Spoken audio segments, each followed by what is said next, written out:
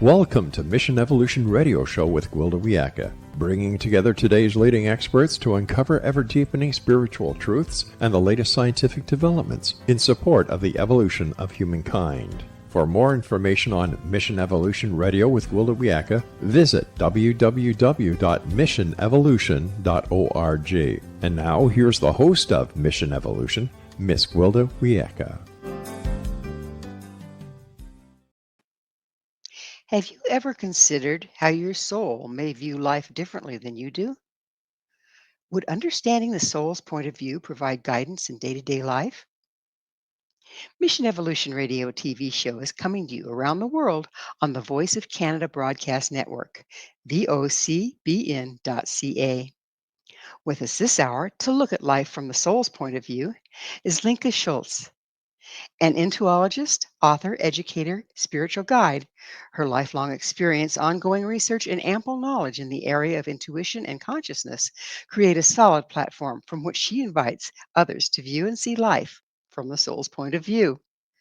Her latest book is entitled Intuition, Listening to Your Inner Voice, Intuitive Guide to Spiritually Finding the Truth in Deception. Her website, lenka.org.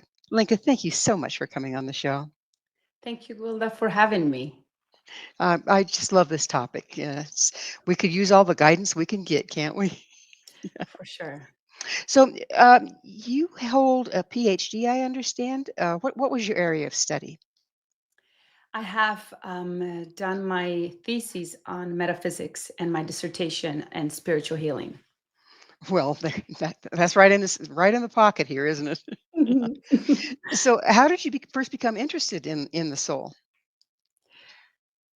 It is a journey just like everybody else. And looking back on that, soul is kind of wrapped up in a invisible blanket that if you don't know that the blanket is there, you're never going to find out what you're dealing with. So I kind of was dealing with that invisible blanket. I didn't really know. And I was not really looking for anything. Actually, the other way around, I was fighting that aspect of that truth that was actually looking for me, kind of felt it like the other way around. And the more I was not embracing that element, the more my physical body was struggling. So finally, when I surrendered and realized like, okay, there's something in it that I have to start paying attention because it's really knocking me down on a physical level, then I start tapping into more the physical understanding of the invisible world. So it's going with the conscious understanding of something that was in me from the beginning of my existence and everybody else's. So that's kind of started consciously digging into that around my 30s. Did you find before that time, you said you were fighting it, what indication did you have that you were hiding from? Well, the usual that probably a lot of people share is that people coming to me for questions, for guidance, I see things, I felt things, but I felt also that everybody else got this. So it's kind of like, don't you see what I see? Don't you know what I know? And once they kind of realize, like I realized that they didn't, then I start like, hold on a second, like there's something that I'm missing. And then the missing piece is that I was intrigued by like, what actually is this? And that's when it became something that I couldn't explain. And that was kind of weird. And I didn't want the weird to define me. Right. So I'm like, no, I just want to have a regular job that I can explain in simple terms. And that is definitely not it. This particular realm does not have a logical answers. And that is what I love it. But at the same time, I didn't want it to become a mainstream for me. So in your book title is the tag on the end, Finding Truth in Deception. Is that correct? Mm-hmm. Yes. Why? Why? What do you mean by that? The truth is very simple. Truth is very transparent. It's light. So when let's just say you're dealing with a person, you immediately can pick up on the transparency, and they are just like, you could see right through them, especially children. They're a perfect example. But deception, it doesn't mean that the person lying per se, but that there's something that is muddy. And that's what I find very interesting, is that people in a polarized world, they are more concerned about something like a polarization, truth and lie, but they don't realize the deception aspect of it is somewhere in the middle. It's the lies and the truth mixed together. And it's kind of like that goulash of both. And it's really difficult, even for intuitive people can tell the difference, because let's just say that you have, perfect example, politician is on the stage and he doesn't say lie, but he doesn't say truth either. So it's like a little bit of this, a little bit of that, and then it's the goulash in it. And then you kind of like, well, I like this, but I don't like that. So you naturally want to put them in one side or another side. And deception won't allow you to do that. You can't throw that baby with the bathwater. You have to kind of start like realizing there's an aspect of that conversation on the stage that is partially true and partial lie. And that's where I think people are struggling with, of realizing that aspect of it, because the deception is all around us. I mean, if it's in the health, education, politics, relationships, and we immediately want to do one or the other. But staying in it on that course and trying to figure it out, that is what the deception is all about. So many people are lying with the truth. Wow. Wow, I have to write that down. That is, It's all can yours. you please say that again? Lying with the truth. Lying with the With the truth. truth. Whoa. Oh, wow. So we're on the same page. Would you define soul as we're going to be discussing it today? Um, soul is the essence of us that never dies. It always is with us, and it's evolving from life to life to life. Okay, so it's the energetic essence of us. Yes, it's the, it doesn't necessarily have like home, like you have kidney or you have liver. It is the essence of us that doesn't need necessarily the physical body, because the physical body stays on earth, and then we still continue in that essence and that soul on. So it's continuously evolving even beyond our physical death. So what is self-awareness? Let's play with that a little bit. Self-awareness, Mhm. the observation of yourself, but it's almost like the bird's eye view, like you see in yourself, but that's kind of like, well, who's really looking at you then? So it's the consciousness, it's the awareness, it's the element of the soul who is kind of watching you, the personality. So the personality is being watched over by the soul, if that makes sense. That's how I see it. So it's like you doing your thing, but then at the same time, if you stop and you kind of elevate your vision, and you like, okay, what am I really doing? Like, why am I sitting here with this particular person at this particular time? Barely anyone does that, I found.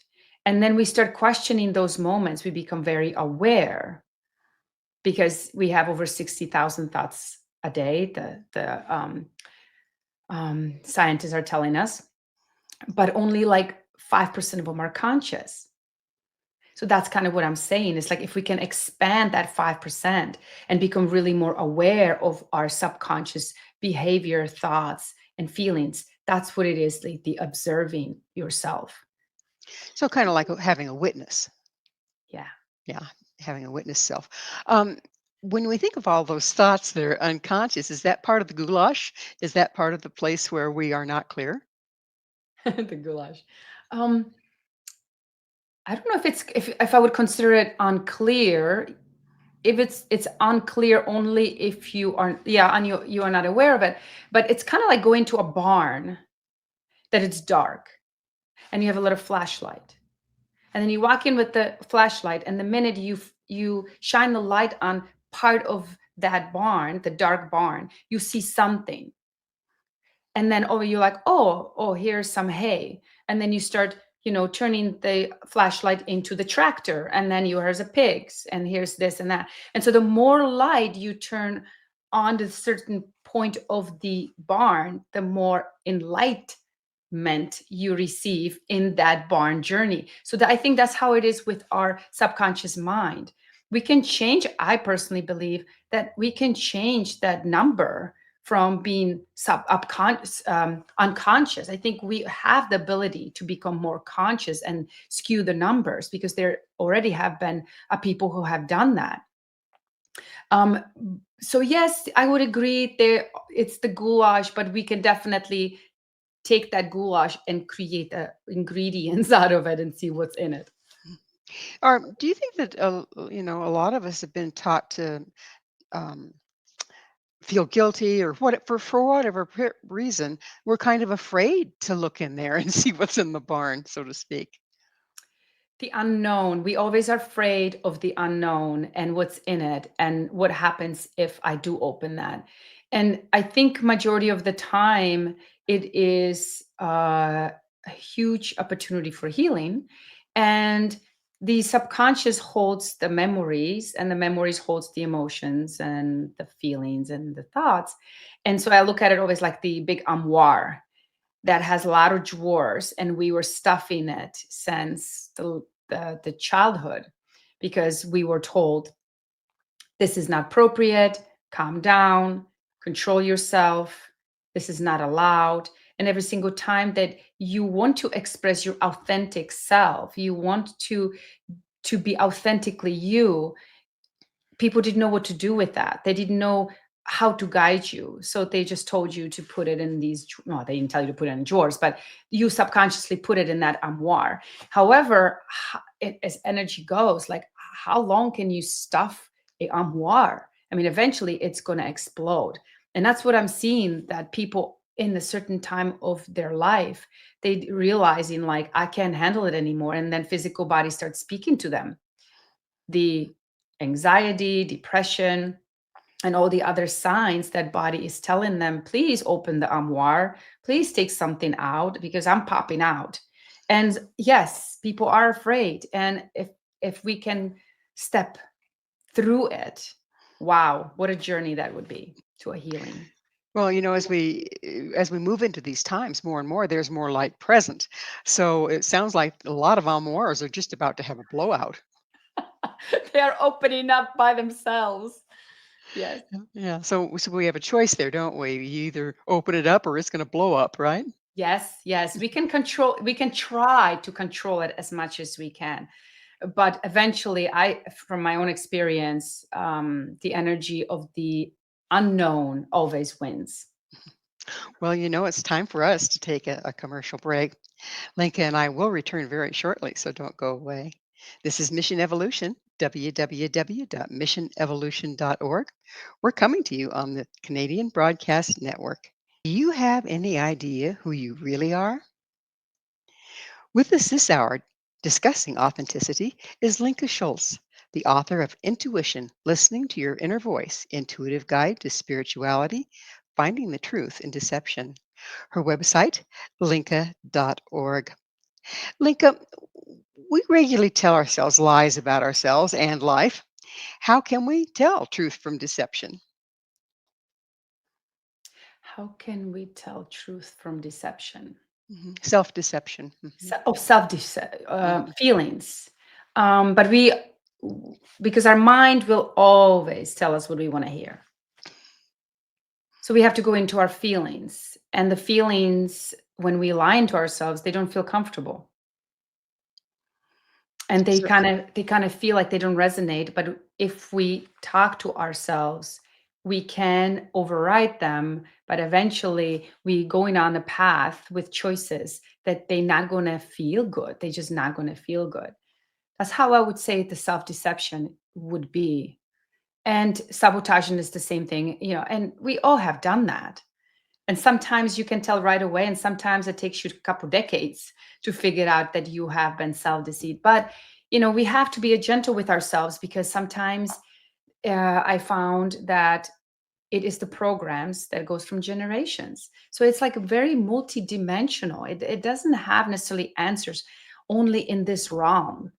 It has many levels, and just depends, the answers you're going to find is already in the question you ask. Oh, interesting. Yeah, and the question is what level of consciousness that question is asked. And that question will be elevating, as you go on that journey. So, when somebody's starting on that journey, they will have a different questions than somebody who's already been many years on that journey, and that question will be very different, even though the goal is the same. Do you find that the questions and the answers, even though they evolve, we change them and move forward, also the answers can remain the same, but our understanding of them evolves? Yes. So I always say the recipes for cookies, like you can make a chocolate chip cookie with hundreds of recipes. And you're always going to have chocolate chip cookie. So going through these questions, the same thing. It's the intention behind the question. Sometimes people don't even know what questions they're asking or why they're asking the questions, but the intention behind it, that is. So yes, sometimes you get an answer and you understand it differently. And then that same 10 years later, you're like, wow, that was really profound. I now seeing it differently. I understanding that now what they actually said, because there's just some amazing, profound mystics, right? They said something so profound and we all understand it differently. But underneath all that current, we get the intention of that message. The scriptures are very much that way, aren't they? And I don't just mean the Bible. I mean the Bhagavad Gita, the Tao, all of them. You can read it one time and it means this thing, and then you go on with your life and you read the same passage, and all of a sudden the meaning deepens, and it seems to always hit right where you're at, doesn't it? Yes, and you actually made a really good point. The truth in every single one leads to the same path. It doesn't. It doesn't matter what language or which BS belief system was written in. The truth is always the same.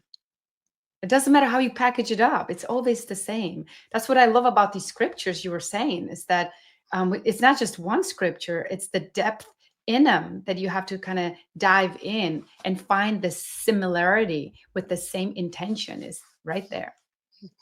So, can a person ever really know themselves? I mean, we were talking earlier about knowing yourself and being your own witness, but we're buried under so much conditioning. Can a person really unravel that and see who they are? The fairy tale answer is absolutely yes. Um, how and who and when those are the fun questions on the way of the journey. If I would say no, I would be lying, because there are already avatars out there who had been able to do that, and we partially, every single one of us on that journey is striving to get that. If there would be a simple answer, I would say, I am part of God. I am part of the creative a process of the creator, or whatever that is. It's really actually simple, but that simplicity is often looked over. Like people feel like it has to be more complicated than that. You're more than that, or more complicated than that, and it really isn't. We are very multidimensional, but at the same time, things are very simple. How can a person quit identifying with their damage and patterns and embrace the truth of who they are? What does that process look like? What the process would look like, I would say the process is whatever that person makes it to be. It could be a lot of fun, it could be very intense, it could be very painful, however you're going to look at it, but the journey itself is very rewarding. And again, like I was saying with the chocolate chip recipe, it doesn't really matter how the process looks like, what recipe you pick. Just focus on the final destination where you're going to get. The intention will guide you to that final destination, and hopefully we'll all get there in one of these lifetimes, because I think it takes lifetimes to get to where we're really heading. But don't stop. do not stop making these chocolate chip cookies, really, because I find very humbly that it doesn't stop with me. It's just like never ending. That it's like an onion, right? The onion peels are just keep coming off, and each time you just discover something so amazing about yourself. So we're talking about the soul and what the soul can share with us and guide us. How does one communicate with their soul? I would like to say it's the language of the soul. We communicate with the language of the soul. The language of the soul doesn't communicate with words per se. It doesn't necessarily communicate with logic. It's not impressed with graphs and mathematical calculations and the scientific researches. None of that really matters because, again, the truth is simple and the soul holds the truth. So if we go through the simple things as truth is simple, and the soul is communicating with the truth is what comes through the soul. And it's just like if we start repeating this, we start realizing that we're looking for simplicity, we're looking for conversations of the soul, which would be through feelings. It will be through hunches, it could be through visions, it could be through that inner self that feels so good. It doesn't have the, and the science of that language would be, it doesn't have a interest in your agendas, how many people on Facebook follows you, how important your book really is. None of that matters. If you write a book or not write a book, soul doesn't care about that. It just want to express itself. So if we can understand that some part of our life we go through a journey of our personality, and it's really the personality is in the end serving the soul if we have the recipe right. So once you get to the point where you're done with your personality, you have reached to the point of, okay, I have done all that, I have the career, I have the children, I have been there, done that, what now? And the soul goes, it's my turn now. Can I just now be fully expressed? What does that mean? Well, finally, the personality wants to be expressed through the soul. Whatever you have learned, whatever your gifts were given to you, now share it openly, freely with others. And don't have concerns of how and how much, and it all will be given to you if you have these desires of the soul. Where does synchronicity play into communicating with your soul? Synchronicity is the other language of the soul. It just kind of shows up. If we start paying attention to them, they're kind of like a crossroads of the invisible realm. Like you have intersections here and you have to decide to go left and right. I feel like it's the crossroads where you're like, whoa, I'm exactly where I need to be on that soul journey. It's just everything aligns, that you are just guided. That's how I see it. It's these crossroads in the invisible world. We've all had the experience of one of those days you just wake up on the right side of the bed and everything just flows. You pull into the parking lot and the very important um, upfront space, suddenly somebody pulls out of it and you can just pull right into it. What you need is right there on the shelf and you just weave your way through life. Yeah. That didn't happen very often, I know, but is that part of being in alignment with your soul? Absolutely. Yes, you are definitely on that realm that everything is like a sliding on the butter versus going through constantly that portal of, like you go into the post office or bank or talking to the IRS agent and it feels like you're stuck in traffic, literally energetically. Yes, that's like your soul doesn't like that. Soul doesn't vibrate very well in these kind of a conversations about money and systems and how to's. It's not interested in that. So you're right. It's like when you are supposed to be flowing with the universe, it will feel like that. It's just like, yep, it's like a dancing through the streets. It's very joyful too. So, what is soul purpose? Soul purpose to me is the expression of the personality eventually, and is to evolve and and one point to get back into the creator. What do you mean by personality, expression of the personality? like we were talking about, that when you enter into your physical body as a baby, you were in a pure light, right? You were the pure essence. Mhm. And then you start building your personality, your trials and errors, and all that was like the earth school. And that earth school, you had learned a lot of lessons, a lot of classes you have passed. And now at the final stage is like, okay, all the things you have learned, can we now put it into the soul expression? So hopefully you have learned the compassion, the kindness, the sharing, the vastness of the human existence. And that's what the soul wants to express. But if there's only jealousy, vanity, greed, sickness, and all that, the soul is too elevated for that. It doesn't going to fit. It's almost like you can't fit yourself in the puzzle. So that's why it's so important to people realize that our purpose on earth is really the expression of the soul, and the expression of the soul is here to assist the personality. But if the personality is too dense, it's too heavy, it's not going to fit. And that's when we find that struggle, that dis-ease, the disconnect, because the soul is vibrating so much higher. So we basically have to refine our personality enough that it can express the soul into ordinary reality.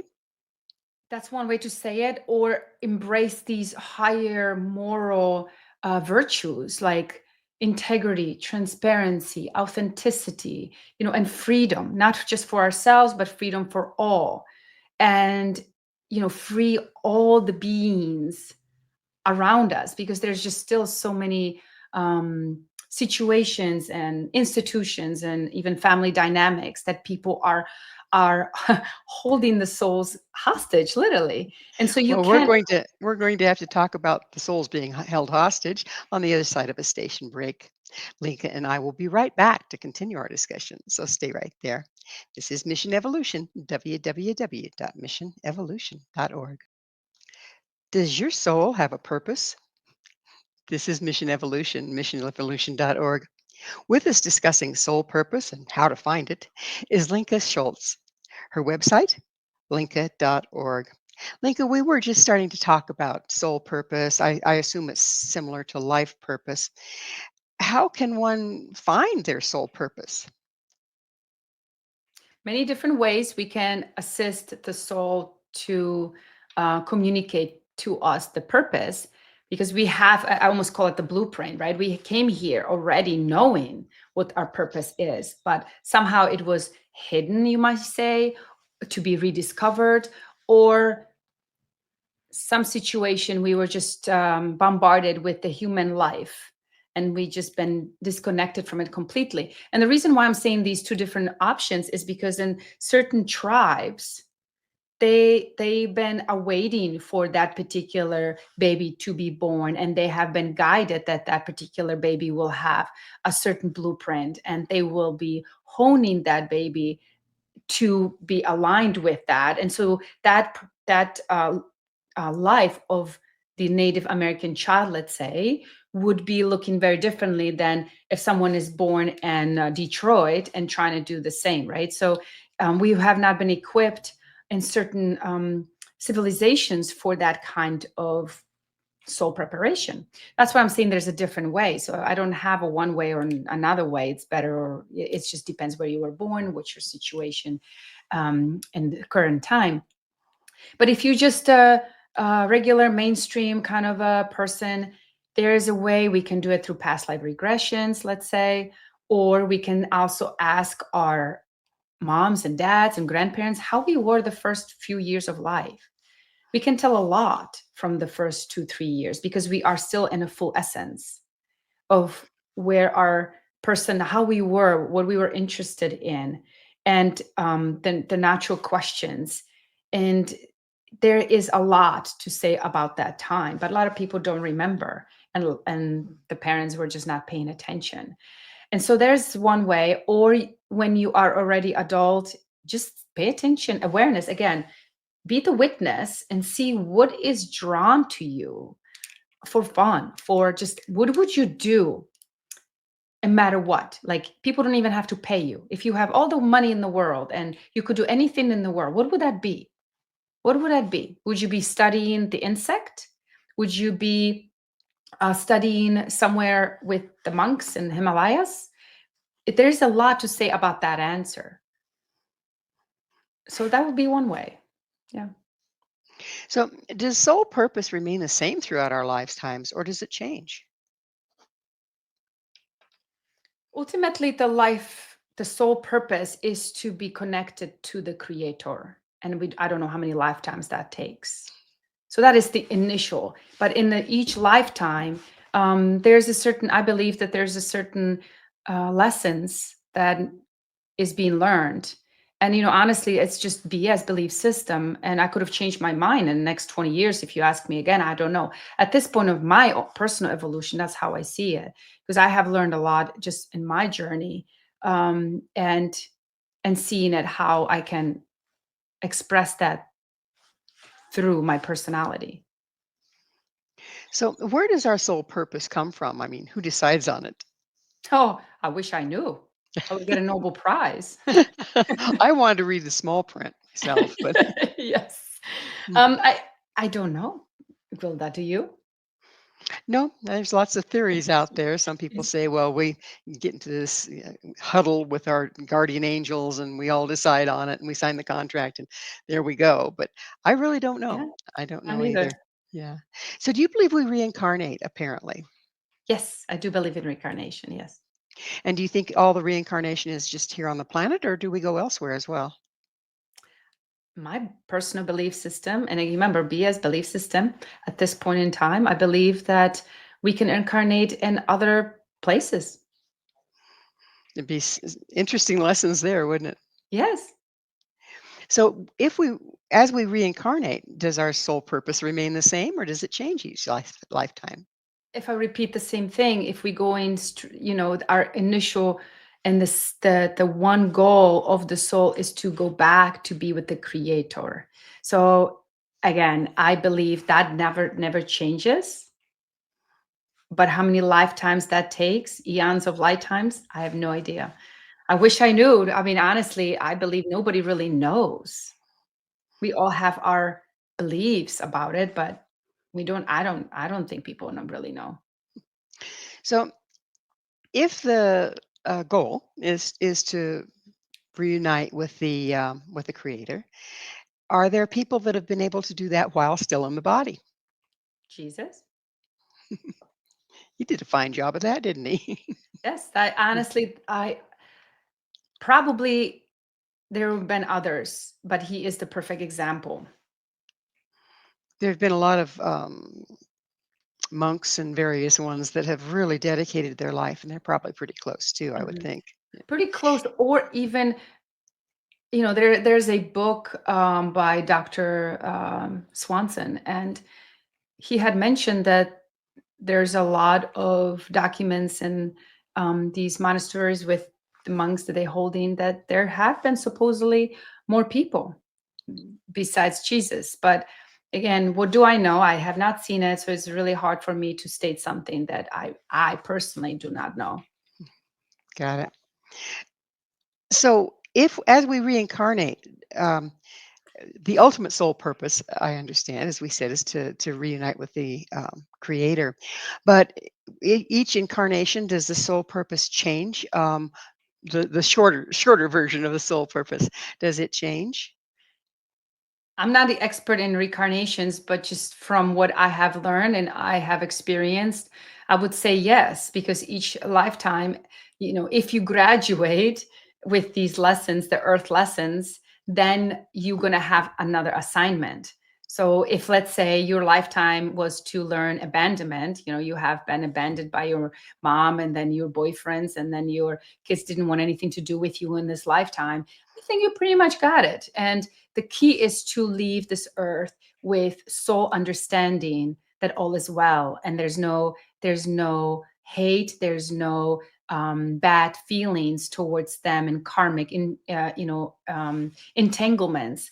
in the negativity. So I would say, yep, you pretty much did a good job with that one, A plus. And so the next time will be something else. That's just a simple kindergarten example of what that could look like.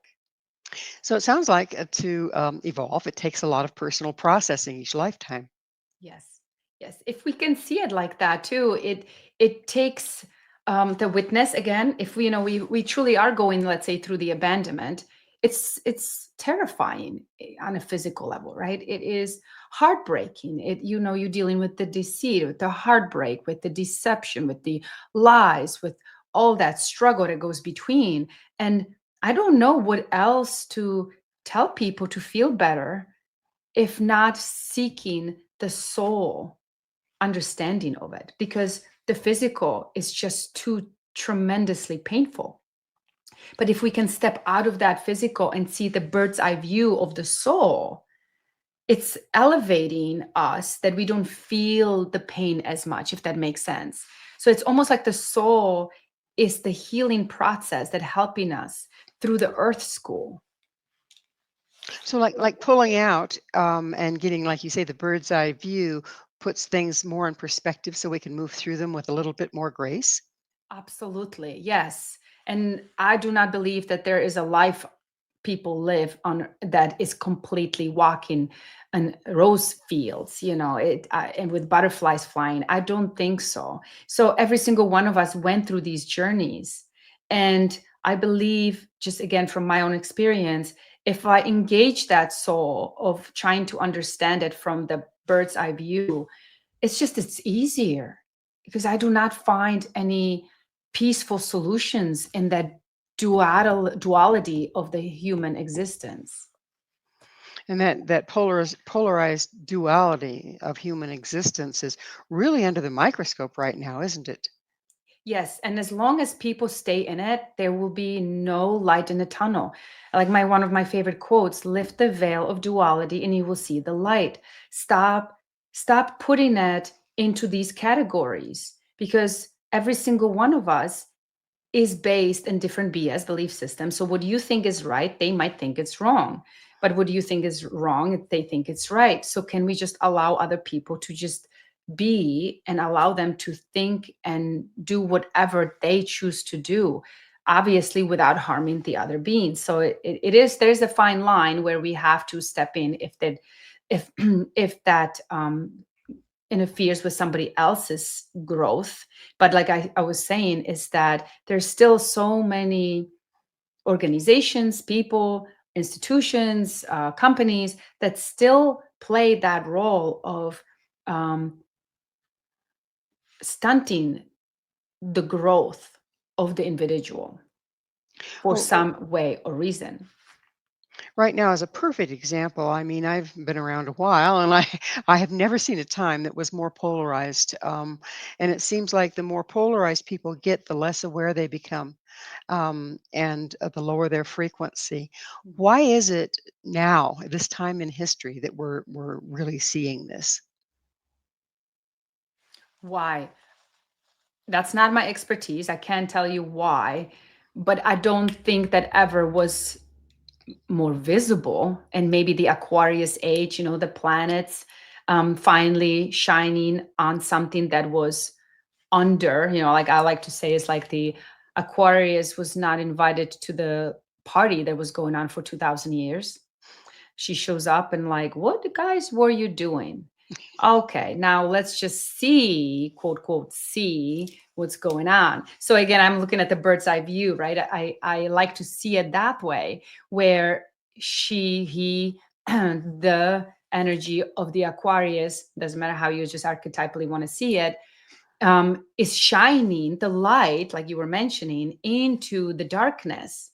And then the darkness is now able to transform into the light. So every single one of us, because we are light beings, have been carrying some of the darkness in us for generations. So we feel it. It comes on a physical level, as well as emotional and mental. So we might feel headaches, we might feel stomach aches, back pains, severe, like for no reason, exhausted. But also, we start realizing then we have emotional roller coasters going on with situations with our family or our business or our bosses or whatever that needs to be enlightened, you know.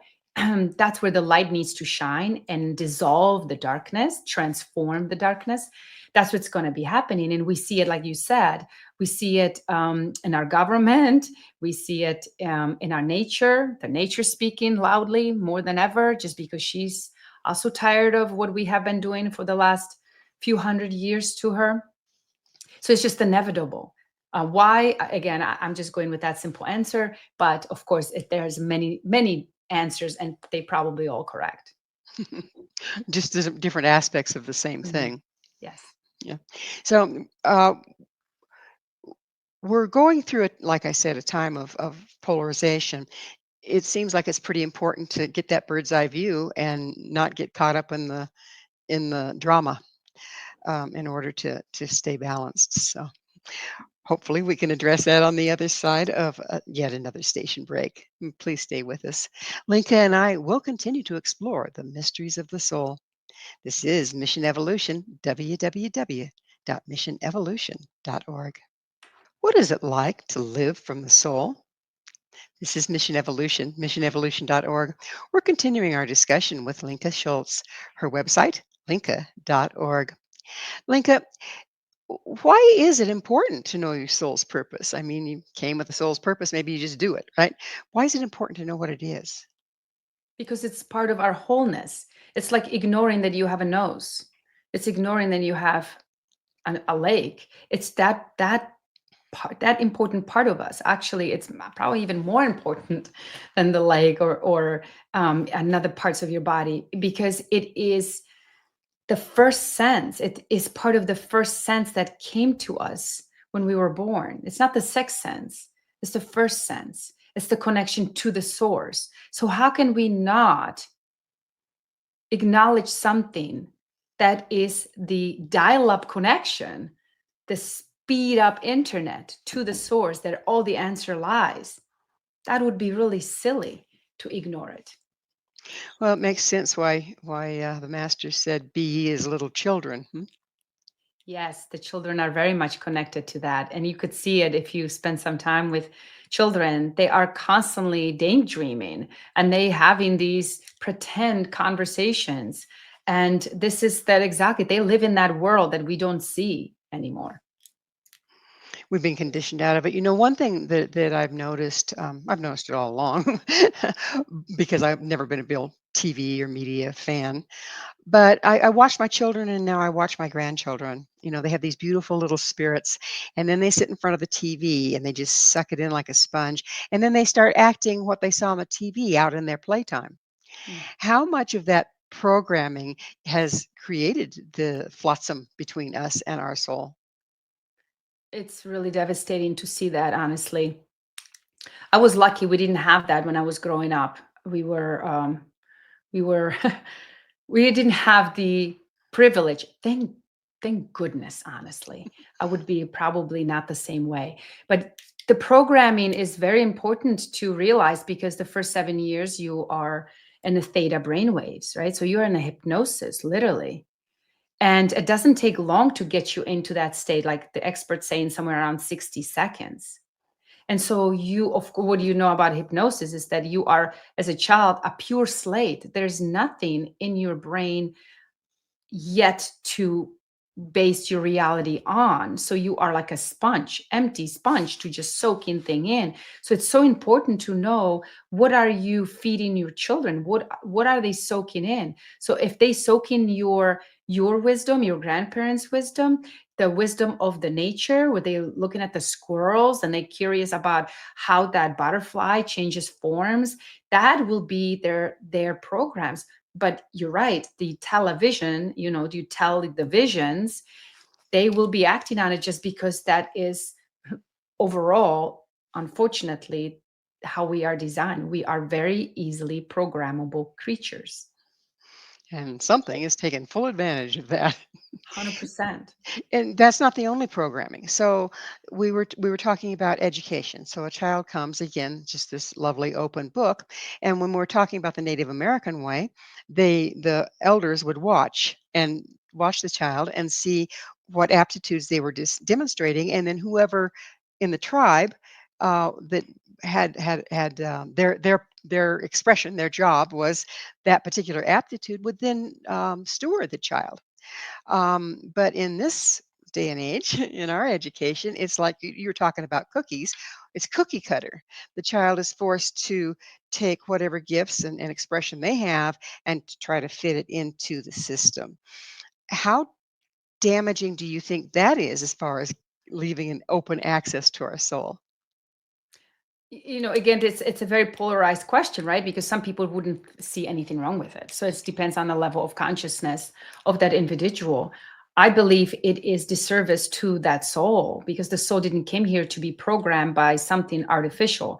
It came here to express itself, again, through the experiences that should be vast and should be stimulating. But if we just see, like you were saying, the natives that will leave the child in a nature that is communicating through senses and potentially can develop even the senses to see the invisible realm early on, and they can engage in that. Like, what a earth school that is now really tapping into the tapestry, into sacred knowledges of all the universe, right?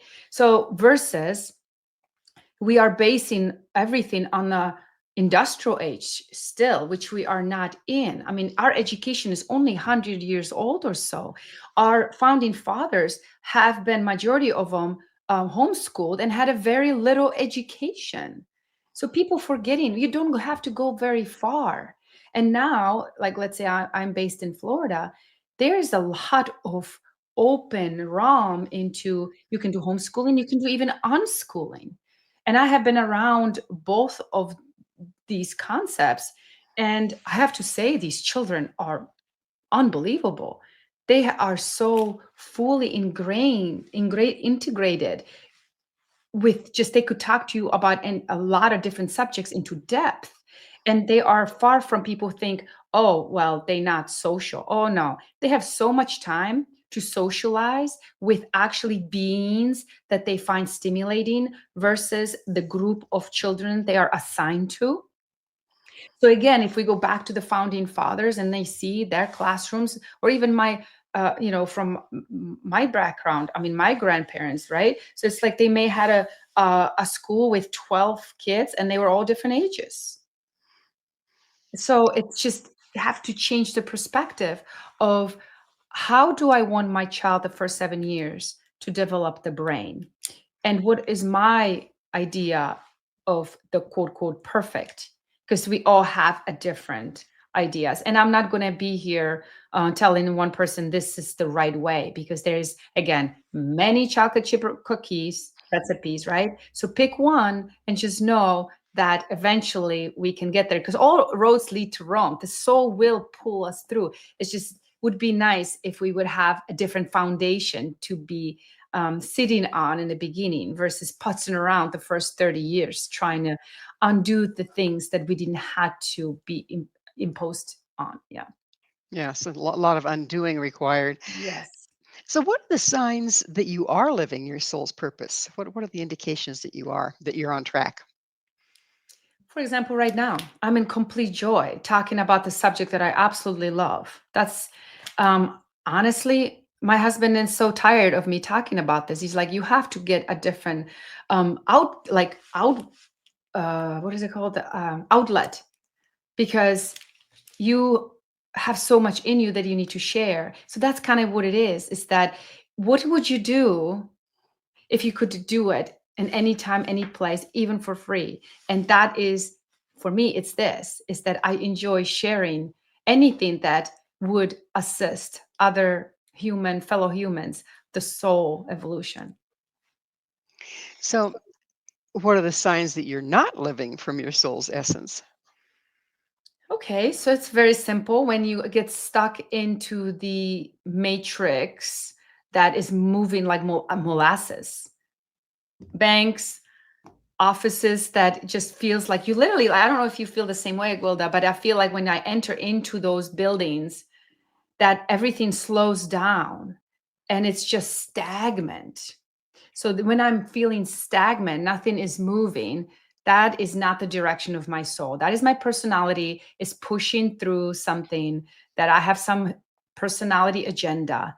And yes, I can make it work, but eventually I'm probably going to toss it the next corner because it didn't serve my soul purpose.